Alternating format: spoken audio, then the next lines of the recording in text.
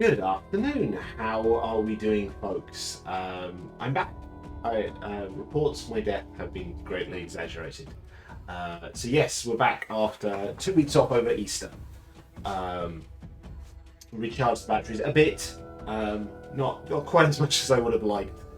Um, so I was off for 1 week without my wife, and a little longer off both weeks of that.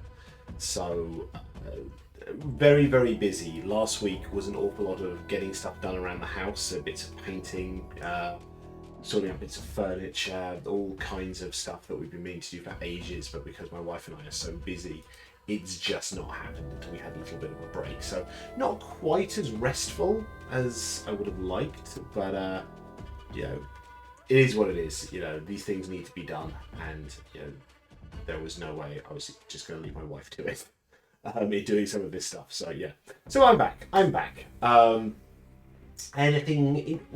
no particular to report from Easter break. I guess the only kind of recent thing, it was my wife's 40th on Friday, so we kind of had a big kind of get together.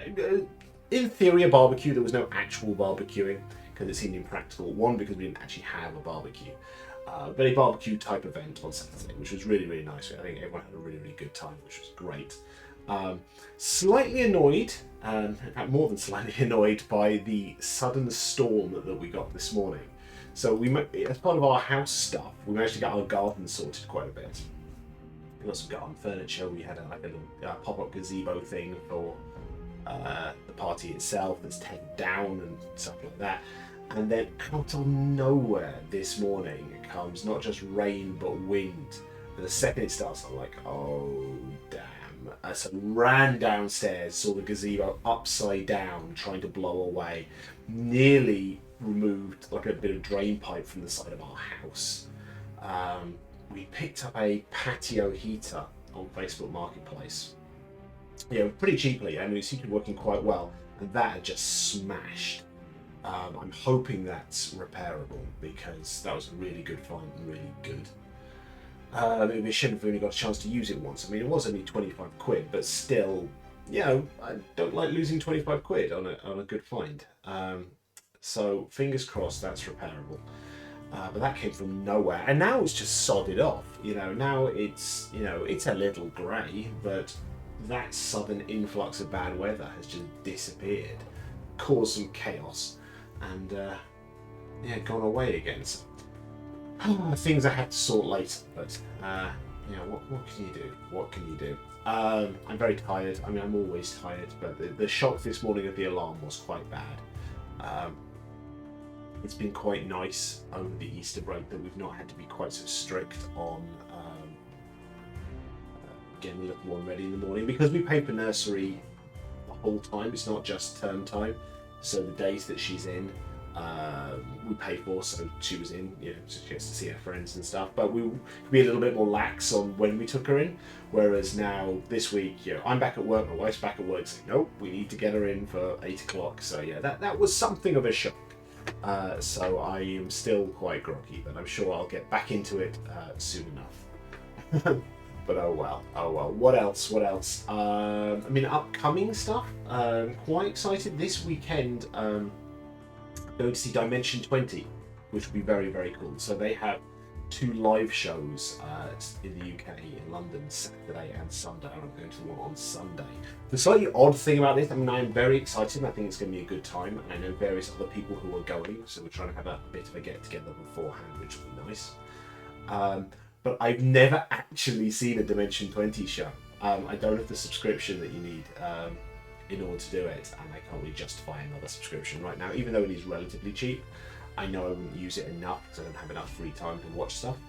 But essentially, I just got the recommendation. I saw the tickets were going up, and I messaged, I think Maori Nerd retweeted it, and I messaged him and I said, Evan, I know good things on Dimension 20. Should I go to this? And she said, yes.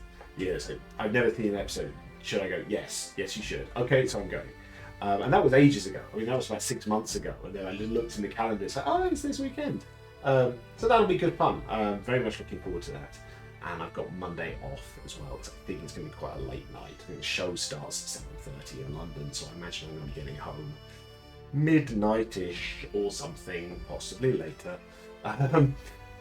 So yes, taking Monday off because I think I will be in no state for doing some work on the Monday afterwards. But that should be really, really fun. Very much looking forward to that. What else? What else? Hardboiled adventure stuff. So I've mentioned this before. Of late, I've actually been able to do a bit of D&Ding, which has been great. So a group of fellow education type people, either active teachers or ex-teachers, we've been playing remotely, which has been really, really fun. So the first thing we did was a little mini campaign run by a creator who goes on socials as Heimdall. So Carl is really, really good, and he ran the first section, and then I've been, run the first like kind of mini arc. And then we've been playing Hardboiled Adventures. We've been playing the one-shot that's in the back of Hardboiled Adventures, so I've been running that for the past 4 weeks. I said a one-shot over 4 weeks, which, to be honest, doesn't sound that weird, given, you know, how long one-shots normally take. But it basically, because we only play for about kind of like an hour and a half, 2 hours each time, rather than like a huge slog of a session, it has broken it up a bit. But that's been great fun. I've really, really enjoyed it. Really great people. The dynamics are an awful lot of fun within the group. They've come up with some very, very left field ideas for solving that. And if you've not played it, the one shot involves not quite a casino heist, but something similar to that. And their solutions for getting through all of that were very creative and an awful lot of fun. And they survived at the end, which I didn't think was going to happen. It was touch and go. It was touch and go. Hello, Radiant Leaf. How are you doing? I hope the weather over with you is a bit better than it is here. I've just been saying it's been kind of grey most of the day, and we had a freak storm this morning, which kind of trashed our garden, which sucks. But so hopefully the weather is better for you. But I hope you're well. I hope you had a good Easter. Got to do things with family and the such would be nice. I've lost my train of thought. Yeah, so the Hardboiled Adventure sessions have been really, really fun, and we're actually going to sunny with a high at 26. I would quite like that. I really would. So enjoy it on my behalf. I've really been enjoying the Hardboiled Adventure session. So actually, we're going to continue with Hardboiled Adventures. We're going to do the other pre-made. Brain's not working. The other pre-made one-shot that I've done is actually one that I ran for you. It's the Patreon exclusive one, which is based on an episode of Angel, the Are You Now or Have You Ever Been one-shot. So it's a chance for the players to level up, because they were level 4 for the first one, and now they're going to be level 8 for this. They get some magic items, they get some more spells. And that should be a lot of fun. And then I believe we're going to pivot after that one of the other players is going to run a sort of Welsh fantasy mini arc, which should be a lot of fun. And I imagine there are going to be some fairly horrendous accents coming out of that one. And I think we'll all be relieved that it's not actually being live streamed. Because I'm not sure any of us can do a convincing Welsh accent. But I think it'll be very, very entertaining. Very entertaining. What else? Well, a small one on this one, and Radiant Leaf, you'll appreciate this one. So, the last lunch chat with games I did before the Easter break, we played Quilts and Cats of Calico, which was an awful lot of fun, and I'm looking forward to playing more of that. Perhaps on stream, perhaps not, but I am very tempted just to do another stream with that one on Wednesday, but we'll see. And I'd heard of the game. I'd heard it was an awful lot of fun and very cute, and had a wonderful time playing it. I really did. So I actually bought the board game with this one. I had a look. It was a Kickstarter, and it's surprisingly expensive to get on like Amazon and the like. However, what's really nice is the people who make it are Flat Out Games. You can just order direct from them, and if you can get the Kickstarter edition direct from them. So I ordered that, very reasonably priced, and it arrived like about a week later. So I have it. I'm very much looking forward to playing it. It is just as cute as you would expect. So that is going to be an awful lot of fun. And it works 2-player, which is nice. I don't get enough to play 3+ player games because of small child, or at least not yet. I will train her in the ways eventually. But we can play it 2-player, so it'd be nice for my wife and I to play there. One of the things I really like about this, and you can tell it's a Kickstarter like this. So in the rules, there's actually a bit here at the back, this is probably reversed, so you probably can't quite see it. But it's a section called Meet the Cats. So I can only guess this was a Kickstarter tier option that you could back it and put your own cat into the game.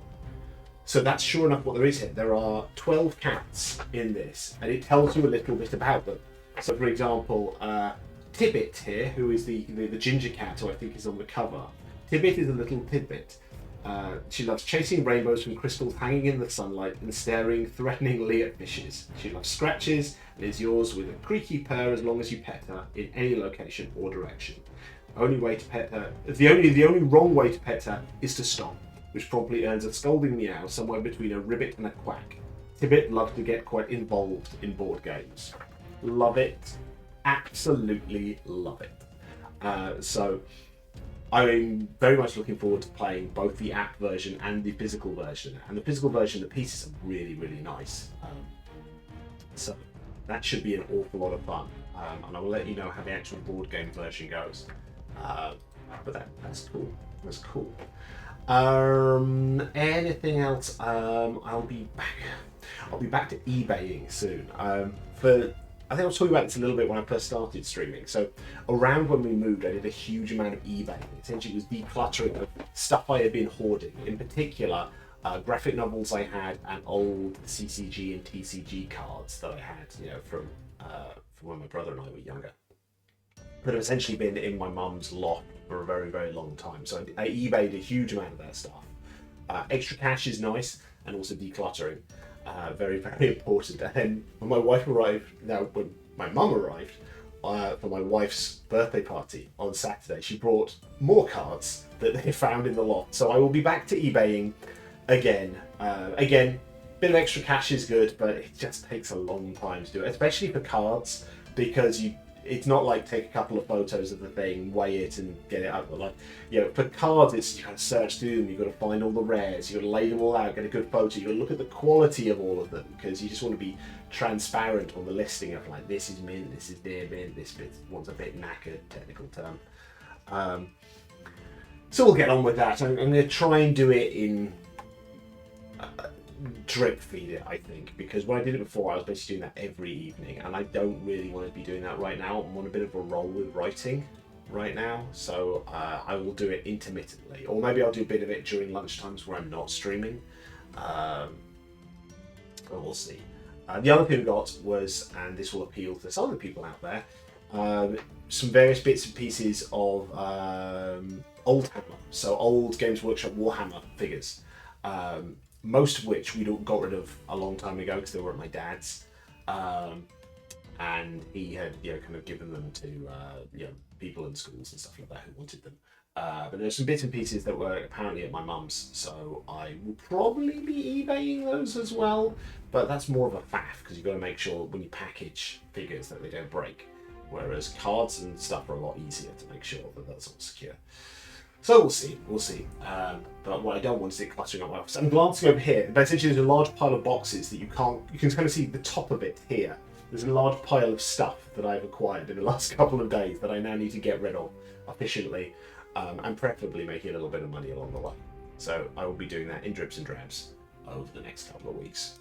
What else? I think that's kind of the main stuff to report. I haven't seen the latest episode of X-Men 97, alas, but I've heard it's very, very good. I was trying to avoid spoilers, but I'm pretty sure I know how it ends, just because, as is the way on social media, unfortunately, people love putting thumbnail pictures up of brand new media, or memeing them already. So I've kind of seen how it ends, which just sucks. Don't do that.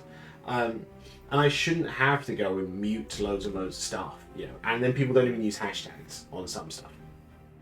Yeah, that sucks. What I haven't had spoiled for me, fortunately, is Fallout, which I have not had a chance to watch yet. I'm kind of gutted that they dropped this all in one go. I think a lot of people have said the same thing. I think it's about 9 episodes, the Fallout TV series, and they dropped it all at once. Which will mean that when I do watch it, I can binge it all, but I think, as a lot of people have said, it's probably a mistake in terms of building hype, because what you want is you want to maybe drop the first couple of episodes, and then the people who know it will watch it and rave about it. But then there's time for people who don't know it to discover it.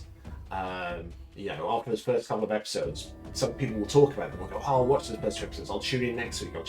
And it creates more hype.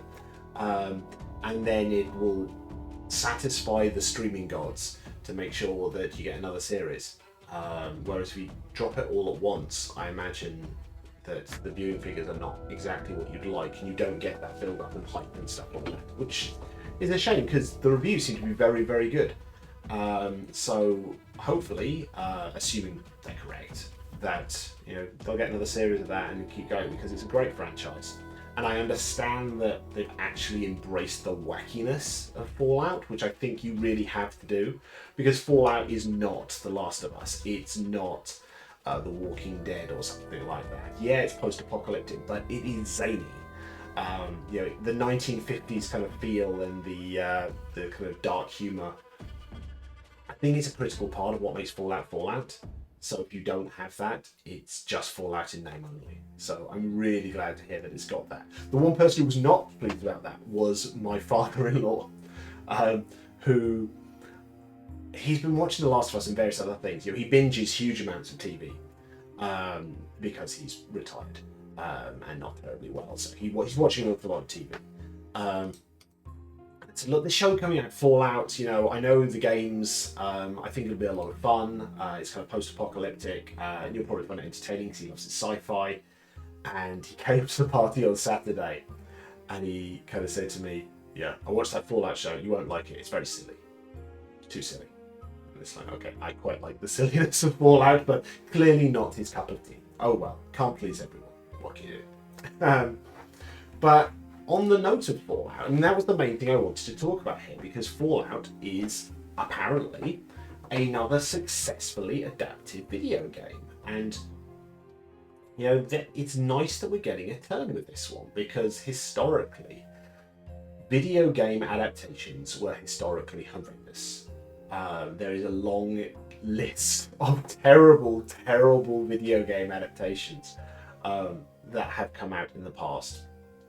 Certainly in the 90s, noughties, and so on. But it's nice now that we're starting to see better adaptations of stuff. I think the move to series is probably a good move there. Because, it's all about what you're adapting about them.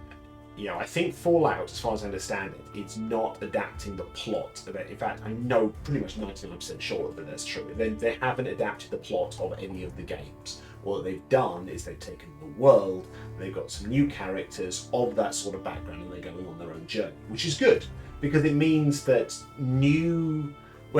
existing fans aren't just seeing a retread of a story that they really, really like. And it means it slots into continuity as a new thing rather than being an alternate version of Fallout continuity. Because if you would just adapt the plot of it, you've got to be very, very careful, because video games are long nowadays. If you try and faithfully or relatively faithfully adapt the plot of a beloved storyline into a film, it's very, very hard to do well. And inevitably, video games are quite long and winding, and the amount of cuts and trims you've got to make to them in order to make it squeeze into an hour, you either rush stuff and it's nonsensical, or you chop and change and do so much of in the plot it goes from A to B to C to D to E, and here we're just going to go straight from A to E, that actually it's, you've lost so much flavour and character to it. So I think series generally, tend to be better for these sorts of things. And that's nice that they're able to do that now, especially these higher budget series. It just runs the risk that they'll get cancelled, because they undoubtedly cost a huge amount of money. And if they're not advertising it well, they're presumably not getting revenue from it. I've never quite understood the mathematics of the streaming model with original content, because clearly they're banking on people maintaining their subscriptions because of this stuff, and that people are signing up new to this to these streaming channels in order to watch the new stuff. And there'll be adverts, I imagine, involved as well. Adverts at the start of stuff as well. But I imagine that it's going to be very hard to make money from this sort of stuff. So it is a little bit odd. And certainly so many of them don't release on like physical media afterwards, or they don't put it up on iTunes afterwards. They can't even get more money that way. So it is a bit of a gamble with these kind of high budget shows. But it's good that we're starting to see them. I mean, I was talking before about bad video game adaptations. I don't want to dwell on this too much, but just to talk about some of these on there. I mean, I think the one that so many people go to is the original Mario movie, which I know is beloved by some, but it is so weird. It is the Bob Hoskins one. It is just very, very strange, because it's, I mean, there's so many things that are odd about it, but it's that, you know, Mario is set in a fantasy world. You know, it's the Mushroom Kingdom, you know, it's got a very clear aesthetic. And in the original Mario Brothers film, it's like a Blade Runner, industrial noir, weird world, you know, and you've sort of got the creatures to it. I mean, it's been a long time since I've seen it. I think Bowser for the most part is just a guy. And then you see at some point that maybe he's something not just a guy, but it's a very strange adaptation. I think for a long time, you know, a lot of people went, yeah, this is why we don't do video game movies, because they're weird. You know, why would anyone do this? And I think it's because they had to make so many odd choices about how to make it because of the era. You know, they didn't have the effects. They couldn't do it, you know, the way they've done the most recent Mario movie, which I've not seen. I've not seen it properly. You know, my little one has watched various bits of it, so I've seen bits of it, but I've not seen it all the way through. But that seems like an awful lot of fun. But it's because they can do it all in CG, which means you can actually do the world the way you want to do the world, rather than a kind of slightly weird, half-assed, well, not half-assed, but a bastardized version of it, I think is the best way we can describe it. What are other not so good adaptations? I mean, Max Payne was disappointing. I kind of hoped that Max Payne would be good, because it is quite a great. It's a fun franchise. We've talked about Max Payne quite a lot, especially when we did the Max Payne streams. Yeah, Max Payne is fun because not only is it film noir, but it's got a satirical take on film noir. Plus, it's got the kind of weird elements to it. You know, excuse me. It's got the dream sequences and stuff to it, which I think make it quite fun. Whereas the Mark Wahlberg film just kind of fell flat. It really, really did, and that's a shame, because that could have been fun. One of the ones I think a lot of people would probably not have seen, they did a Wing Commander film. I want to say late 90s, early noughties. So if you don't know Wing Commander is a really good franchise of flight sim games, sci-fi flight sim games. And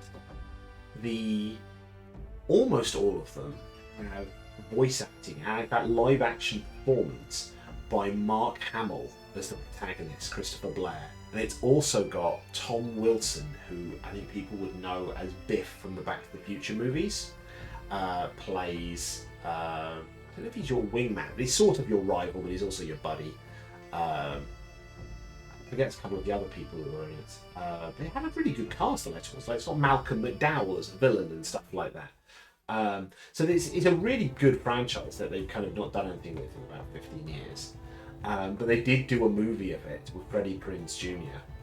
And it's not good. It's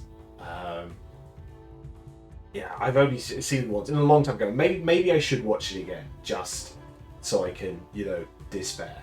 But it was not a good movie, and it was one of those ones. You know, I talked earlier about adapting the plot of a video game directly is really, really hard, because you've either got to, kind of cut bits or rush through stuff. My distinct impression at the end of the Wing Commander movie was, that's it? That's the end? That was your big finale? It felt like the first third of a story, or the first half of a story. I'm trying to remember it exactly. It's something like they're trying to go somewhere, and I need to remember this. I mean, maybe I should actually look it up on Wikipedia, but essentially it was like you were expected to have the journey, and the difficult journey, and then the big battle, or the big conflict, or the big something after the journey. It's like they went, let's take a Lord of the Rings analogy. It's like they travelled all the way to Mordor and never actually destroyed the ring. They travelled all the way to Mordor and never encountered the Orc army.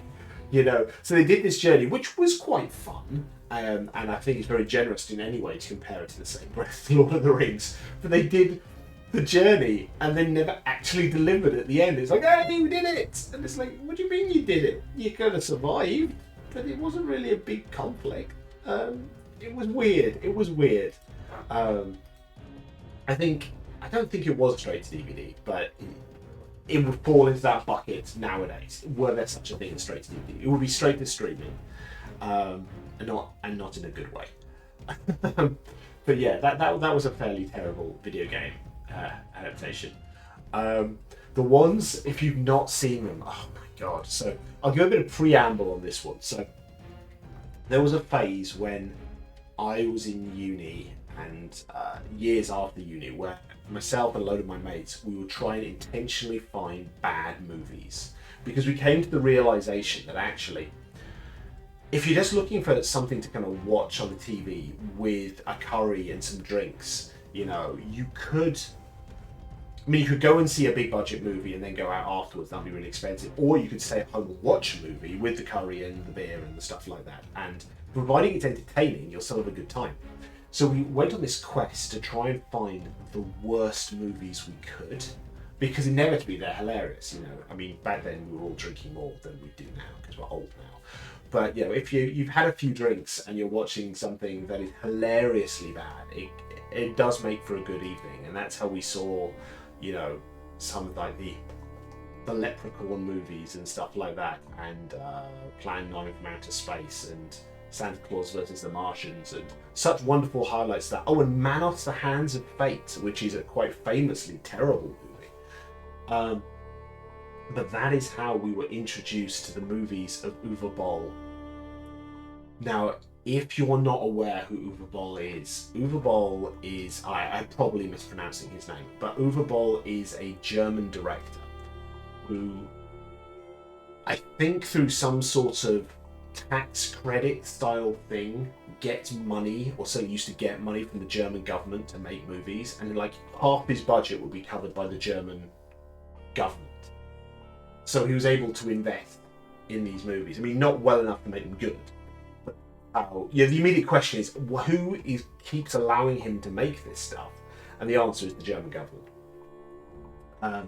But he made several video game movies, all of which are horrendous. I've seen his version of Alone in the Dark, which has Christian Slater in it, and what's her name, Tara Reid, famously of the American Pie movies. That is atrocious. It's just so bad. The one that we reminisce most, I'm not sure fondly is the correct word, but the one that comes at the most if we talk about Uwe Boll is Blood Rain. Blood Rain is atrocious. I understand the games are quite good, and I believe actually have Laura Bailey in one of her first voice acting roles. But the film is horrendous. It's Kristanna Loken, who was like in the third Terminator movie. Michael Madsen with a very bad mullet. Ben Kingsley is chewing the scenery as the villain, and I understand refused to be on set with Michael Madsen because they just didn't get on. So bad. It's just horrifically bad. And then they made straight to DVD sequels, like one of them set in the Wild West or something like that, with a string of, we started off with not a terribly well-known actress who I think was mainly chosen for her looks rather than her acting abilities. But they didn't even bring her back for the straight-to-DVD sequels. They went with increasingly obscure actresses who I think were models for the most part. But those are very bad movies. The last one of his I remember seeing was, is it In the Name of the King, a Dungeon Siege tale? And that's take a lot of those elements and then chuck in Jason Statham as well. And that is not as fun as it should be. It reaches a stage where even these movies, it's like, these aren't even entertainingly bad anymore. These are just awful. The one anecdote I'll give on Alone in the Dark. Alone in the Dark came out. No, this isn't Alone in the Dark. I've seen another one. This is House of the Dead. They did a version of House of the Dead. Thank you. It's I forget that it does that when I do certain gestures. This was he did an adaptation of House of the Dead, sort of. It wasn't in a house, which feels like a flaw to begin with. But that came out kind of soon after The Matrix came out. Now, if you were watching, if you're of a similar age to me and you saw The Matrix, I think everyone was talking about bullet time. Because Matrix, I think, more or less came up with bullet time. In theory, they may have been sold before that, but they certainly made it very, very famous. And the way they did it was very, very famous. So by bullet time, I'm talking about those shots where, like, Neo dodges a bullet by falling backwards, and the camera pans all around him. And how they did that is they had a rig with about, like, 70 cameras around him that take photos at predetermined intervals, so that sometimes go very quickly and sometimes they go very slowly, and you get this kind of slow motion pivot round. And then I think they use a little bit of CG to stitch between those images, but that's how they did it. And it was a very specific custom-made rig for doing this, and then they had to put a digital background on, so it was not a simple thing to do. Lots of hard practical work and then CG work in order to get these quite magnificent shots of the Matrix. They did not do that for House of the Dead. How they did it in House of the Dead is they had someone standing on a platform, and on that platform was like a merry-go-round. Like a kind of a spinning arm attached to it with a stick with a camera, which was spinning round them very, very fast. And sometimes the camera would fly off and concuss members of the crew. This is how they did this in House of the Dead. It does not give the same effect. Funny that. And I believe was banned by various unions for being incredibly dangerous as a way of doing it. So yes, The Matrix, it was not. So that is a whistle-stop tour of terrible video game adaptations. But there's some good ones. Nowadays we're getting good ones. Like the Mario one, I've seen is quite good. The Sonic ones I've seen and are good. They're again capturing the vibe because they're not set in the kind of Sonic world. They're set in the real world, but they're still an awful lot of fun. A nice version of the characters. I mean, Last of Us was absolutely fantastic, and Last of Us really does the thing which I said is very hard to do. Now, I've not played the games, but I understand they are pretty damn faithful to the plot of the game from start to finish, and you get to see these bits that you wouldn't normally see when playing the game. So they've done something incredibly difficult and successfully. I enjoyed the latest Tomb Raider movie, the one that was based off of the reboots. Again, it sort of adapted the plot of the first one, but I think that was a lot of fun. I have a soft spot for the original Mortal Kombat movie. I'm not saying that's a good movie because it's not, but I think it's fun and it adapted it in an entertaining fashion. I still haven't been able to bring myself to watch the last one, so I know it'll be rough. Yeah, it is. There are some rough bits. Honestly, I think the first episode is the roughest in terms of shocking bits. That was Yeah, that was a lot, but it was very, very enjoyable the whole way through. I think the character development was excellent. Bella Ramsey and Pedro Pascal were absolutely excellent, and I can't say enough good things about episode 3, the one with Nick Offerman in it. I think everyone who's seen it has said it's been fantastic. That was a magnificent episode. So well worth watching. Just make sure you're in a good serotonin place before you watch it. But thoroughly enjoyed it. So there's historically been some very bad video game adaptations. We are now, I think, into an era where we're seeing it better. We're seeing a higher quality of video game adaptations, and it's a combination of stuff. You get the very true ones like Last of Us. You are getting kind of adapting the vibe and the setting like Fallout, and you get the ones where you're kind of adapting just the characters like the Sonic movies, where you get a good version of Sonic, Tails, Knuckles.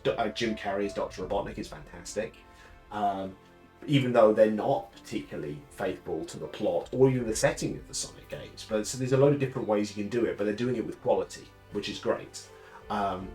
Which begs the question: what are we going to see next? And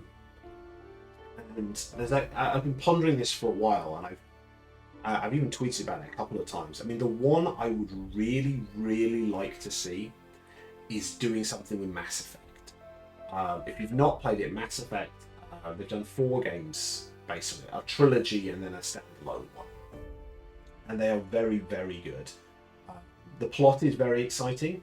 It's set in the future and is about kind of the return of AI and the consequences of that, and kind of an apocalyptic scenario. The voice acting is fantastic. The protagonist, Commander Shepard, in the games is voiced by Mark Meer if you're playing a male Commander Shepard, and the wonderful Jennifer Hale if you're playing female Commander Shepard. And all of the NPCs are just wonderful. The character dynamics are so good. I don't think we'd have got a BG3 if it weren't for franchises like Mass Effect and Dragon Age and the like. And it is made by BioWare, who make very, very good games. But if you're going to do Mass Effect, you can't do it as Wing Commander. You would have to do it. I mean, either you do a standalone thing. I think that would be a shame because the plot is very interesting in Mass Effect. I think the best way to do that would be a series. And I think realistically, it would need to be an animated series. It would have to be a really high-budget animated series. Kind of like the Critical Role animated series, or if you've seen the Masters of the Universe, the Kevin Smith, Mark Bernardin, relatively recent Netflix He-Man series. Those are very, very good animation. So I think you'd be better off doing that just because it's so sci-fi. I think if you tried to do it live action, you would need such a ridiculous budget that you risk falling into that trap of, this is not making enough money and we cancel it before we manage to do the whole plot, which I think would be a shame. Whereas if you did it as an animated series, I think you would be more fantastic and more ridiculous in terms of what you're doing visually. And I think that would be a lot of fun. And I think the thing that could make a Mass Effect series groundbreaking, and I don't use that word lightly, is if they embrace the Paragon Renegade aspect of the game. So in the games, kind of like a good and evil playthrough, you've got Paragon and Renegade. Essentially, Commander Shepard is generally a good person, but it's whether they are the Paragon of goodness or whether they're a renegade who break the rules along the way. So they're still kind of doing the right thing along the way. It's not like an evil playthrough, but they can just be a bit of a dick, hit some people where necessary, cut some corners, make some selfish choices along the way, but they're not evil per se. And this, because the trilogy of Mass Effect games build on each other, and it remembers a lot of stuff you did in previous games, that actually choices you made in Mass Effect 1 start to branch out into Mass Effect 2 and can lead to quite massive changes in Mass Effect 3.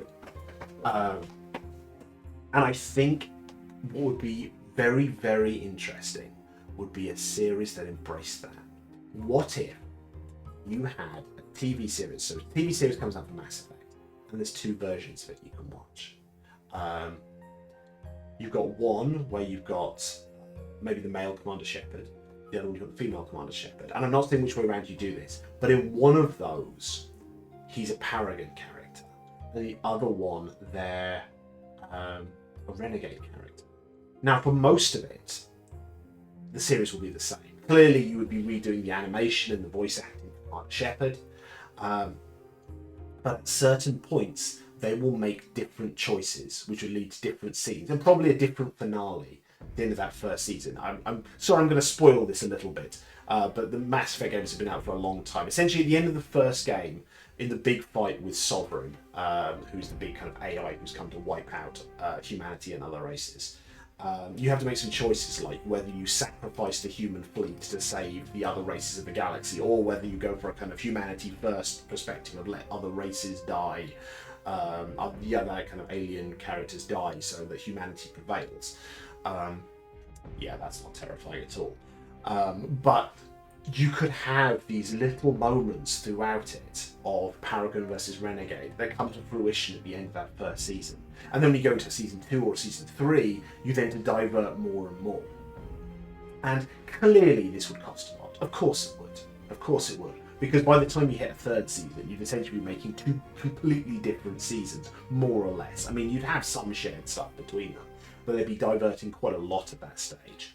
But I think the conversation that would come out of that and advertising, I think, would be fascinating, especially with season 1. If they just said, look, you've got Paragon version, you've got Renegade version, and they don't tell you what's different, the amount of analysis that would be coming out of that, people going, ooh, I saw a difference. In episode 3, this little bit is slightly different to this little bit, and it could be very, very subtle at first, but it plants these seeds of things that can happen, you know, and leading into moments where a certain character is sacrificed, or someone else, you know, dies, or someone else has to make a hard choice. And then when they come back in season 2 or 3, or don't come back in seasons 2 or 3, and you see the consequences of that choice, you get the branching narratives to end up with very, very different paths between the 2 parallel series. And it would be so unique. I mean, the only thing that's ever come close to that sort of notion is the different endings to Clue. For those who don't know, the Clue or Cluedo movie with Tim Curry, which is fantastic. If you've not seen it, you really should watch it. Has 3 different endings, which if you watch it, you know, nowadays on DVD or whatever, you can choose. You can either have a random ending, or you can choose which ending you want to see, or you can just watch all the endings. But when it came out, they didn't announce they were doing this, and they sent different endings to different cinemas. So people went to the movie in different cities, came out and got a different experience on who the killer was. And then that people talked about it, and then the people went to see it somewhere else, so they can see the other endings. I think you'd end up with exactly the same thing here if you did this branching Paragon and Renegade parallel Mass Effect animated series. The conversation that would develop out of this would be absolutely fantastic, and people would be coming to see it. People would rewatch it straight away to watch the other version. You know, people would be watching it side by side, trying to pick out those moments. And the people who know it, the people who don't know it, would start to think, oh, they did that in that version, they did that in that other version. What's going to happen when we get to season 2, when we get to season 3? So that's what I want to see. That is the video game adaptation I would really, really like to see. And if they embrace not only the story, the amazing voice acting, but that Paragon Renegade choice, I think you could end up with a truly exceptional series that no one else would have done something quite like that. So there we go. That's me rambling about video game adaptations, good, bad, ugly, and potentially exciting in the future. And I'm still very, very much looking forward to watching Fallout. I'm hoping at some point this week I'll get a chance to watch it. We shall see. And hopefully I will get to see some of you next Sunday for Dimension 20. That would be very, very fun. So let's wrap this up. Let's see, is there anyone about for a raid? They are not, so we're not going to be doing a raid, so let's just wrap this up. Thank you so much for joining me today. If you don't follow me in places already, I'm DC Bradshaw RPG on Twitter. I'm at dcbradshaw.com on Blue Sky. I have a Ko-fi, DC Bradshaw RPG. You can follow me or you can support me for £3 a month. That would be wonderful if you could do that. It funds projects like Little But Fierce, my children-friendly rewrite of Dungeons and Dragons 5th edition. Also, if you've not done so already, if you are following me here already, thank you. But also, if you could follow me on YouTube as well, I'm DC Bradshaw on YouTube as well. That would be amazing. All my VODs go on there, as well as original content. And we're going to get some more original content soon. I'm hoping in the next month or so, I'm actually going to kick off my short-form quickfire interview series with various creators out there. That will be going exclusively to YouTube. So I'm excited to talk about that a little bit more soon. But that seems to actually be happening, which is really, really good. And I've reached out to some potential guests to appear in the first episode of that. So fingers crossed that goes well. All right. Thank you so much for joining me today. And I hope you have a wonderful rest of your day. And I'll see you on Wednesday. All right. Take care. Bye.